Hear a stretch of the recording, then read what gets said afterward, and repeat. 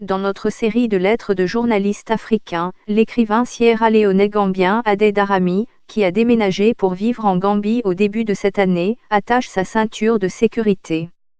Lors d'un déménagement dans un nouveau pays, il y a beaucoup de choses à considérer, notamment apprendre la langue locale vous aide toujours à vous déplacer. Après 6 mois en Gambie, je suis retourné au Royaume-Uni pour une visite et je me suis senti étrangement désorienté, mais je ne comprenais pas pourquoi.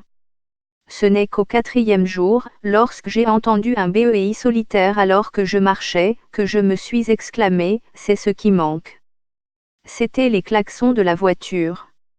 En Gambie, une symphonie de cacophonie est si omniprésente qu'un intervalle de 4 secondes serait considéré comme une éternité. Comme vous pouvez l'imaginer, entendre un son de corne à une telle fréquence indique que les Gambiens ont trouvé de nombreuses utilisations du klaxon. Il s'agit notamment de saluer des amis, en espérant que les amis dans une foule de centaines de personnes sachent que c'est eux qu'on salue.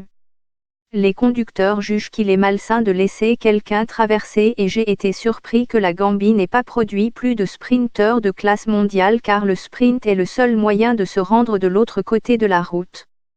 En fait, vous vous faites klaxonner par d'autres conducteurs lorsque vous cédez le passage à un piéton. On entend rarement un klaxon courtois. J'ai essayé, sans succès, de savoir si c'est un délit de permettre à d'autres voitures de se garer devant vous.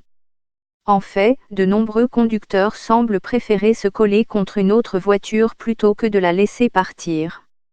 Cela est confirmé par le fait que j'ai été témoin du résultat d'un accident par jour depuis janvier, juste dans la petite région où je vis et travaille. Surtout, n'oubliez pas, lorsque vous montez dans votre voiture, de laisser vos bonnes manières à la maison comme tout le monde semble le faire.